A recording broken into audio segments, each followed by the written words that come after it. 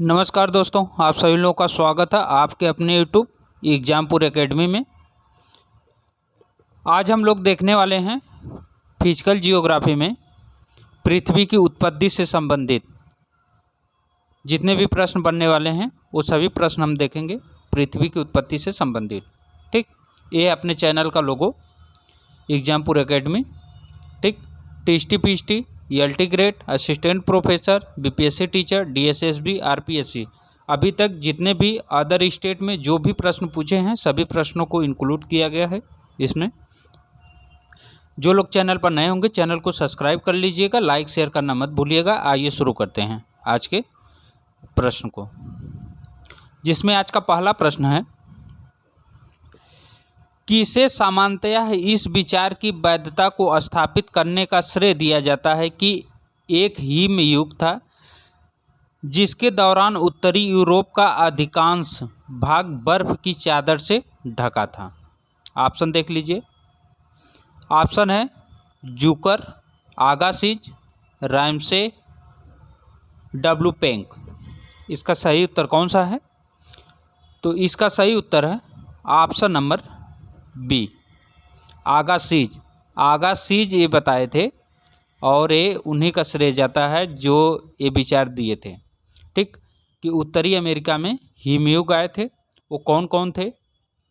देखिए, गुंज, मिंडेल, रीस और उर्म। ये चार हिमयुग थे। ठीक, ये चार हिमयुग थे। ठीक, इन चारों हिमयुग के बारे में वो बताए थे।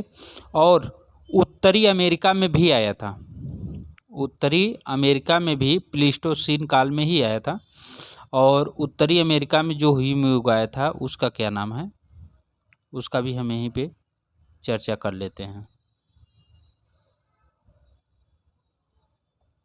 उसका नाम है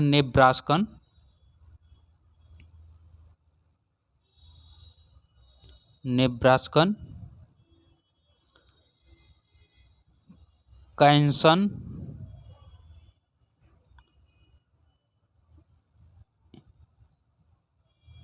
इलिनॉय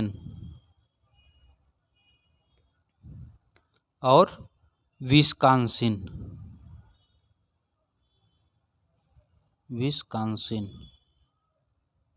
ठीक, ये चार हिमयुग जो थे ये उत्तरी अमेरिका महाद्वीप में आए थे। Nebraskan, Kansan, Illinois, Wisconsin. चलिए अगला प्रश्न देखते हैं। अगला प्रश्न है कि निम्न में से कौन सी अवधि सबसे लंबी है? इसमें बताना है कि सबसे लंबी अवधि कौन सी है। ऑप्शन है यौन, महाकल्प, कल्प, युग। सही ऑप्शन इसका कौन सा है? सही ऑप्शन है यौन। यौन इसका सही ऑप्शन है। यौन की अवधि सबसे लंबी है। चलिए अगला देखते हैं। पृथ्वी की उत्पत्ति से संबंधित ज्वारीय परिकल्पना का प्रतिपादन सन 1919 में किसने किया था? ज्वारीय परिकल्पना का ऑप्शन है Laplace, Sir James Jeans, Chamberlin, Morgan. इसका सही ऑप्शन कौन सा है? तो इसका सही ऑप्शन है जेम्स जीन्स।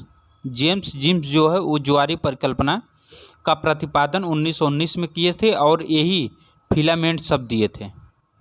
ठीक, कौन शब्द? फिलामेंट, बहुत फेमस है। ठीक, फिलामेंट शब्द दिए थे। चलिए अगला देखते हैं। अगला प्रश्न है कि निम्नलिखित में से किस अवधि में कशेरुकी जानवरों की प्रथम उपस्थिति मानी जाती है? ऑप्शन है मायोसीन काल, कैब्रियन काल, आर्डोविशियन काल, ट्रियासिक काल। इसका सही उत्तर कौन सा है? सही उत्तर है आर्डोविशियन काल। आर्डोविशियन काल में जो है वो कशेरुकी जानवरों की प्रथम उपस्थिति मानी जाती है। ठीक, चलिए अगला प्रश्न देखते हैं। अगला प्रश्न है कि निम्न में से कौन सी परिकल्पना होयल एवं लिटिलटन द्वारा प्रतिपादित की गई है? कौन सी परिकल्पना है जो होयल एवं लिटिलटन द्वारा प्रतिपादित की गई है? ऑप्शन है नोवा परिकल्पना, ज्वारीय परिकल्पना, ग्रहाणु परिकल्पना, निहारिका परिकल्पना। तो इसका सही उत्तर कौन सा है? सही उत्तर है नोवा परिकल्पना। ठीक, नोवा परिकल्पना ये दिए थे, इसी को जो है सुपरनोवा परिकल्पना भी बोला जाता है। ठीक, चलिए अगला देखते हैं। अगर इसमें और देखना है तो ये देख लीजिए, ग्रहाणु परिकल्पना जो है ये है चेम्बरलिन की, ग्रहाणु परिकल्पना चेम्बरलिन और मोल्टन की। ज्वारी परिकल्पना अभी इसके बारे में बात हुई है। ठीक, जेम्स जीन्स का। निहारिका परिकल्पना ये लाप्लास की है। चलिए अगला प्रश्न देखते हैं। अगला प्रश्न है कि निम्नलिखित में से किस काल में भूमि की सतह पर पौधों की उत्पत्ति और उपनिवेशीकरण शुरू हुआ? ऑप्शन है कार्बोनिफेरस काल, क्रिटेशस काल, सिल्यूरियन तथा डिवोनियन काल, प्रीकैम्ब्रियन काल। इसका सही उत्तर कौन सा है? तो इसका सही उत्तर है सिल्यूरियन तथा डिवोनियन काल। ऑप्शन नंबर सी सही है। ठीक, चलिए अगला देखते हैं। अगला प्रश्न है कि निम्नलिखित में से कौन सा कथन रसेल के द्वैतारक परिकल्पना के बारे में सही है? रसेल के द्वैतारक परिकल्पना के बारे में बताना है कौन सा सही है। ऑप्शन है कि रसेल उस विचार का था कि सूर्य के चारों ओर 3 तारे घूमते थे। दूसरा है कि इस परिकल्पना ने साथी तारे से बाहर निकले पदार्थ से ग्रहों के निर्माण की व्याख्या की है। तीसरा है कि इस सिद्धांत को कांट द्वारा 1950 से 60 में प्रस्तुत किया गया तथा 1972 में मान्य किया गया था। डी है इस सिद्धांत के अनुसार ब्रह्मांड में सभी पदार्थ सघन तथा विशाल आदि पदार्थ के रूप में मौजूद थे। इसमें बताना है कौन सा सही है। तो इसका सही ऑप्शन है ऑप्शन नंबर बी। इस परिकल्पना ने साथी तारे से बाहर निकले पदार्थ से ग्रहों के निर्माण की व्याख्या की है। ये सही है रसेल की द्वैतारक परिकल्पना की। चलिए अगला देखते हैं। अगला प्रश्न है कि पृथ्वी के भूगर्भीय इतिहास के किस युग में डायनासोर अपने सबसे बड़े आकार तक पहुँचे?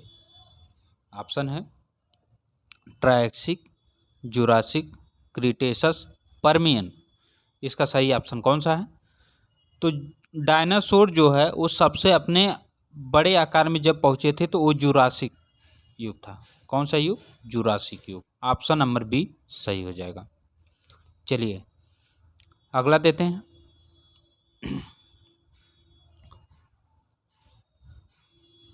अगला है कि पृथ्वी पर अंतिम महान हिमयुग अस्तित्व में था प्लीस्टोसीन काल में,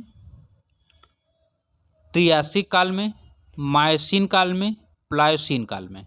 इसका सही उत्तर कौन सा है? अभी इसके बारे में हम जस्ट पहले ही चर्चा किए हैं कि ये प्लीस्टोसीन काल में जो है पृथ्वी पर अंतिम महान हिमयुग आया था। ठीक, चलिए अगला देखते हैं। अगला है कि भूपृष्ठ की औसत ऊंचाई एवं गहराई के क्षेत्र को किस वक्र रेखा द्वारा प्रदर्शित किया जाता है? ऑप्शन है उच्चतादर्शी वक्र, आवृत्ति वक्र, ओजाई या संचयी आवृत्ति वक्र, फ्रेंज वक्र। इसका सही ऑप्शन कौन सा है? सही ऑप्शन है उच्चतादर्शी वक्र। ये सही है। ठीक, चलिए अगला प्रश्न देखते हैं। अगला प्रश्न है कि सूची 1 को सूची 2 से मिलान करना है। एक तरफ है भूवैज्ञानिक युग, दूसरी तरफ है भूवैज्ञानिक अवधि।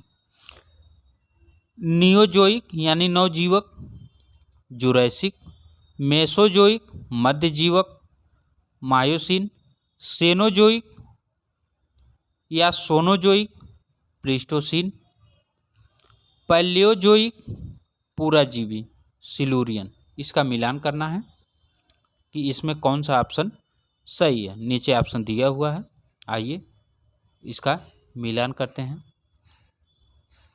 सबसे पहले देखिए नवजीवक, नियोजोइक जो है ये प्लीस्टोसीन का है। ठीक, ए का डी कहीं मिल रहा है, ए का 3, तो डी में जो है मिल रहा है। ठीक, यही ऑप्शन आपका सही हो जाएगा, लेकिन पूरा मिला लीजिए। ठीक है, मेसोजोइक मध्यजीव जो है वो है जुरैसिक, सीनोजोइक मायोसिन, पैलियोजोइक पूरा जीवी ये सिलूरियन।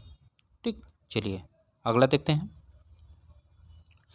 अगला प्रश्न है कि महाद्वीपों एवं महासागरों की उत्पत्ति से संबंधित चतुष्फलक सिद्धांत का प्रतिपादन किसने किया?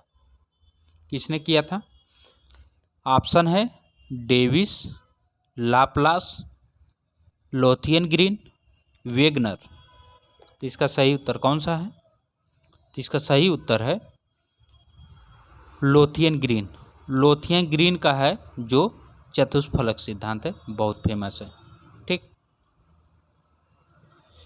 चलिए अगला देखते हैं। अगला प्रश्न है कि पृथ्वी की उत्पत्ति के संबंध में वायव्य राशि परिकल्पना प्रतिपादित करने वाले इमैनुअल कांट दर्शन शास्त्री थे। वो कहाँ के थे? यूनान के, जर्मन के, फ्रांसीसी, अमेरिकी। इसका सही उत्तर कौन सा है? तो इसका सही उत्तर है वो हैं जर्मन के। इमैनुअल कांट जो है वो वायव्य राशि परिकल्पना दिए थे, और ये रहने वाले कहाँ के हैं? जर्मन के। और ये दिए कब थे? तो ये 1755 ईस्वी में दिए थे। ठीक, बहुत फेमस है इनका। चलिए अगला देखते हैं। अगला प्रश्न है कि ऑटो स्मिथ की अंतरतारक धूल परिकल्पना किन वैज्ञानिकों के पूर्ववर्ती विचारों पर आधारित है? ऑप्शन है जीन्स तथा जेफरीज, होयल तथा लिटिलटन, कांट तथा लाप्लास, रसेल। इसका सही ऑप्शन कौन सा है? तो ऑटो स्मिथ की अंतरतारक धूल परिकल्पना जो है ये कांट और लाप्लास के पूर्ववर्ती विचारों पर आधारित है। किसके ऊपर? कांट के और लाप्लास के। ठीक, चलिए अगला देखते हैं। अगला प्रश्न है कि निम्नलिखित में से कौन सा युग महान हिमयुग के लिए जाना जाता है? महान हिमयुग के लिए कौन सा युग जाना जाता है? बहुत फेमस, अभी बात हुई है, प्लीस्टोसीन। ठीक, चलिए अगला देखते हैं। अगला प्रश्न है तारों की निःसृत गैस एवं धूल के राशि के पिंड को कहते हैं? क्या कहते हैं? ऑप्शन है फिलामेंट, नेबुला, ग्रहाणु, द्वैतारक। इसका सही ऑप्शन कौन सा है? उसे नेबुला कहते हैं। तारों की निःसृत गैस एवं धूल की राशि के पिंड को नेबुला कहते हैं। ठीक, चलिए अगला देखते हैं। अगला प्रश्न है कि भूगर्भीय समय पैमाने पर मध्यजीवी युग में निम्न कालों में से कौन नहीं है? इसमें से मध्यजीवी युग में कौन से काल नहीं है? ट्रायसिक, जुरैसिक, चाकमय या क्रिटेशियस, कार्बनी। इसका सही ऑप्शन कौन सा है? तो इसका सही ऑप्शन है ऑप्शन नंबर डी, कार्बनी। कार्बनी जो है वो मध्यजीवी युग में नहीं। चलिए अगला देखते हैं। अगला प्रश्न है कि अंतरतारकीय धूल परिकल्पना को प्रतिपादित किया था, किसने किया था? ऑप्शन है ऑटो स्मिथ, एफ होयल ने, रसेल ने, हेराल्ड जेफरीज ने। इसका सही ऑप्शन कौन सा है? सही ऑप्शन है option number A, Otto Schmidt. अंतरतारकीय धूल परिकल्पना जो है ये ऑटो स्मिथ की है, बहुत फेमस है। और ये दिए कब थे? 1943 में। ठीक, चलिए अगला देखते हैं। निम्नलिखित में से किस महाकल्प में महासागर का जल प्लावी बर्फ से मुक्त था? प्लावी जल बर्फ से मुक्त था। ऑप्शन है आद्य महाकल्प, पूराजीवी महाकल्प, सीनोजोइक महाकल्प, मध्यजीवी महाकल्प। इसका सही ऑप्शन कौन सा है? सही ऑप्शन है ऑप्शन नंबर डी, मध्यजीवी महाकल्प। मध्यजीवी महाकल्प में जो है महासागर जलप्रावी बर्फ से मुक्त था। ठीक, उस समय जो है जलप्रावी बर्फ नहीं था। अगला प्रश्न है, फिलामेंट शब्द का प्रयोग किया गया किसके द्वारा किया गया? ग्रहाणु परिकल्पना में, ज्वारीय परिकल्पना में, सुपरनोवा परिकल्पना में, अंतरतारकीय धूल परिकल्पना में। ठीक, तो इसका सही उत्तर कौन सा है? सही उत्तर है ज्वारीय परिकल्पना में। फिलामेंट जो है, इसके पीछे मैंने बात किया था, ये किसका है? जेम्स जीम्स का, 1919 में आया था। ठीक, चलिए अगला प्रश्न है, तारों की निःसृत गैस एवं धूल के राशि के पिंड को कहते हैं, क्या कहते हैं? फिलामेंट, नेबुला, ग्रहाणु, द्वैतारक। सही उत्तर कौन सा है? तो उसे बोलते हैं नेबुला। तारों की निःसृत गैस एवं धूल की राशि को नेबुला कहते हैं। अभी पीछे इसके बारे में बात हुई थी। अगला देखते हैं, नेबुलार चक्रिका प्रतिमान में सबसे बड़ी अनसुलझी समस्या क्या है? सबसे बड़ी अनसुलझी समस्या क्या है? ऑप्शन है ग्रहों की अभिवृद्धि प्रतिमान, गैसीय वलय का प्रतिमान, ग्रहाणु प्रतिमान, मूल ग्रह प्रतिमान। इसका सही ऑप्शन कौन सा है? सही ऑप्शन है ऑप्शन नंबर सी, ग्रहाणु प्रतिमान। ठीक, चलिए अगला देखते हैं। अगला प्रश्न है कि ग्रहाणु परिकल्पना किसने प्रस्तुत किया? ग्रहाणु परिकल्पना किसने प्रस्तुत किया?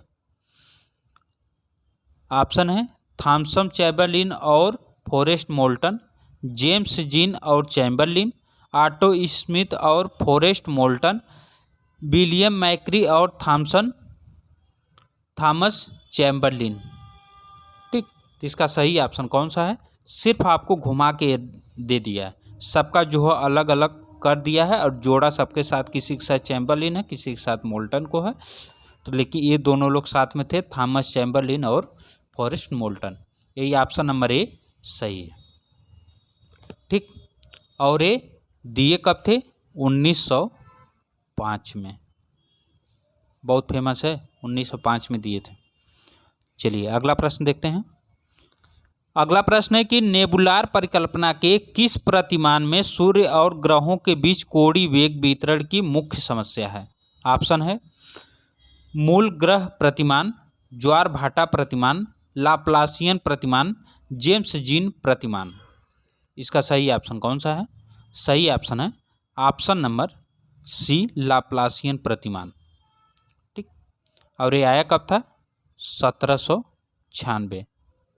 ठीक, चलिए अगला देखते हैं। अगला है कि नेबुलार परिकल्पना के किस प्रतिमान में सूर्य और ग्रहों के बीच कोणीय वेग वितरण की मुख्य समस्या है? ऑप्शन है मूल ग्रह प्रतिमान, ज्वार भाटा प्रतिमान, लाप्लासियन प्रतिमान, जेम्स जीन्स प्रतिमान।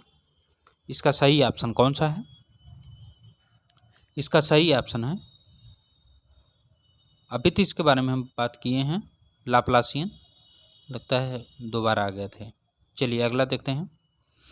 निम्न में से किसने 1755 में नेबुलार परिकल्पना विकसित की? फिर उसी को घुमा के दे दिया। ठीक, तो वो कौन दिया था? Immanuel Kant. 1755 की नेबुलार परिकल्पना किसकी है? वो है इमैनुअल कांट की। ठीक, चलिए अगला देखते हैं।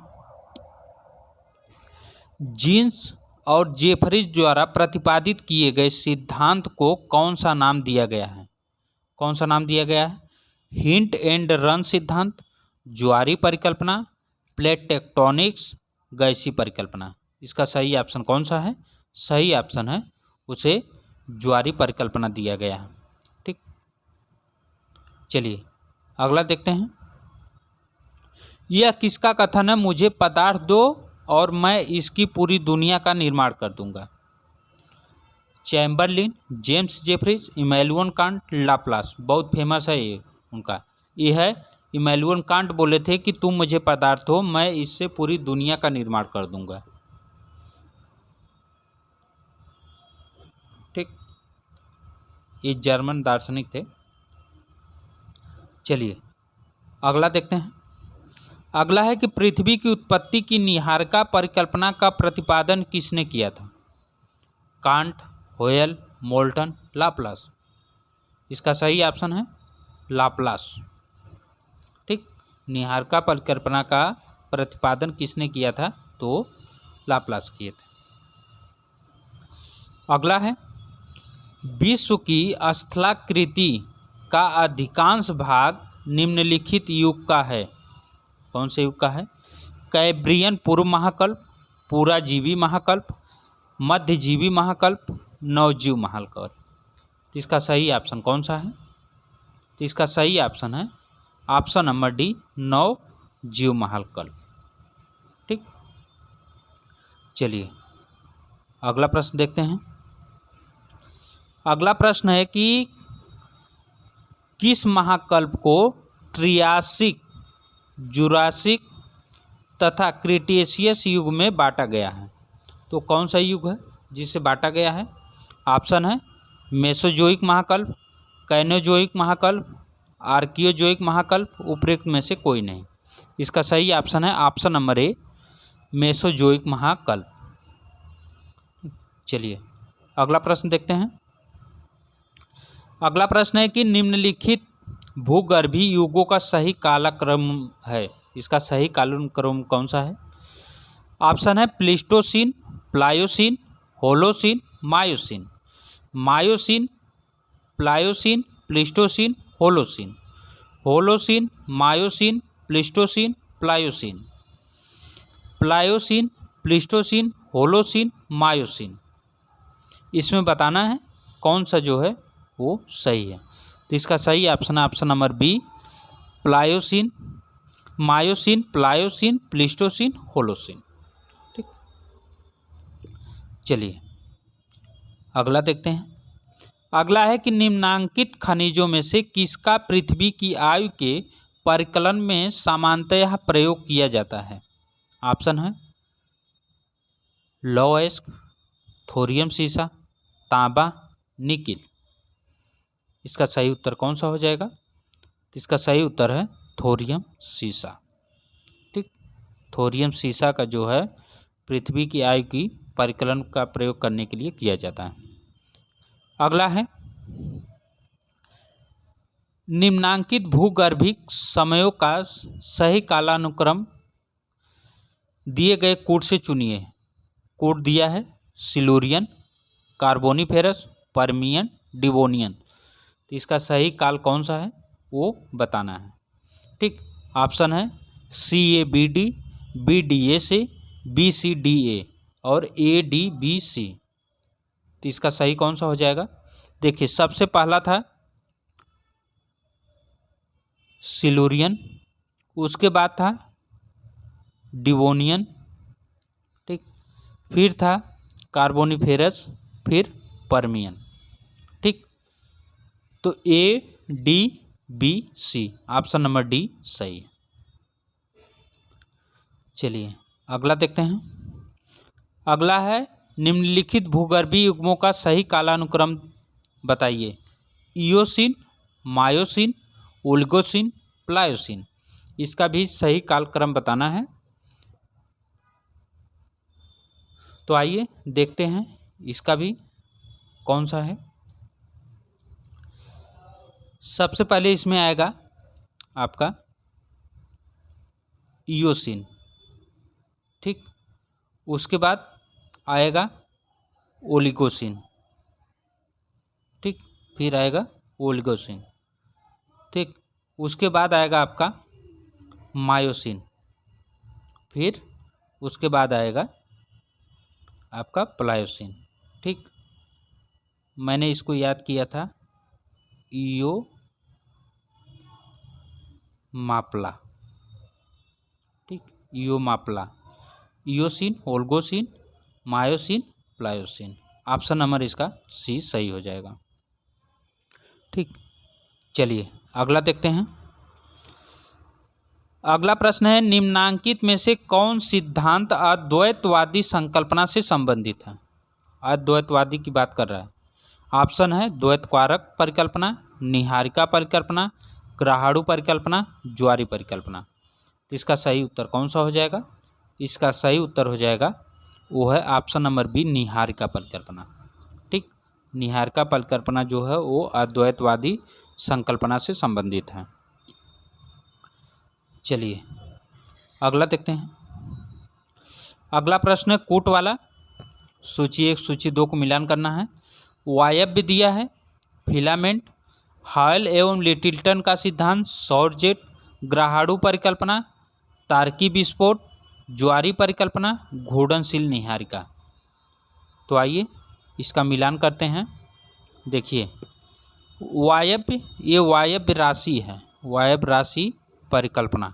ठीक, ये है घूर्णनशील निहारिका से।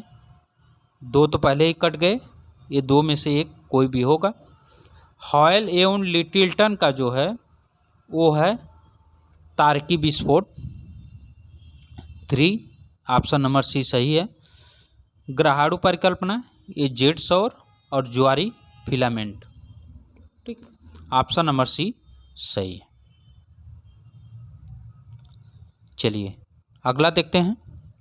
अगला है कि निम्नलिखित में से कौन सा युग्म सुमेलित नहीं है। इसमें आपको बताना है कि कौन सा युग्म सुमेलित नहीं है। कांट का गैसीय सिद्धांत, या इसको गैसियस थ्योरी बोलते हैं या वायव्य राशि परिकल्पना बोलते हैं, एक ही है। जेम्स जीन्स एवं जेफरीज का ग्राहाड़ु परिकल्पना जो है ये गलत है, ग्राहाड़ु नहीं है इनका। इनका क्या है? ज्वारी परिकल्पना है। ठीक, यही हमको बताना था। रसेल का द्वैतारक है, लाप्लास का निहारिका परिकल्पना। चलिए अगला देखते हैं। अगला प्रश्न है, इसमें सही कालक्रम बताना है, कौन सा सही है। ठीक, तो Oligocene, Pliocene, Miocene, Eocene, Miocene, Eocene, Pliocene, Oligocene, Eocene, Oligocene, Miocene, Pliocene, Pliocene, Oligocene, Miocene, Eocene. इसका सही उत्तर कौन सा है? तो इसका सही उत्तर हो जाएगा सबसे पहले आयोसिन, फिर ओलिगोसिन, मायोसिन, प्लायोसिन। ठीक, ऑप्शन नंबर सी सही। ठीक, प्लायोसिन सबसे बाद में आया है तो प्लायो लास्ट में ही आप काउंट करेंगे। चलिए अगला देखते हैं। अगला पृथ्वी की उत्पत्ति विषयक नौ तारा सिद्धांत, नोवा थ्योरी के प्रतिपादक हैं कौन है? चैम्बरलिन व मोल्टन, हॉयल एवं लिटिलटन, कार्ल वार्न विसेकर, ऑटो स्मिथ। सही उत्तर कौन सा है? सही उत्तर है हॉयल एवं लिटिलटन, ऑप्शन नंबर बी सही। अगला देखते हैं।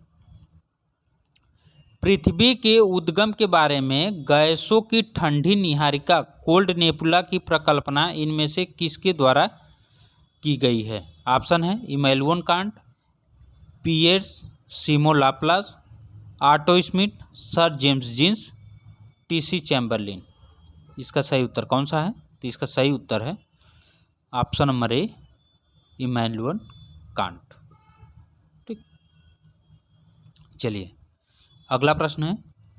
कांट की दृष्टिकोण में भूगोल क्या है? एक कोरोलॉजिकल विज्ञान है, एक स्थानिक विज्ञान है, एक प्रादेशिक विज्ञान है, एक क्रमबद्ध विज्ञान है।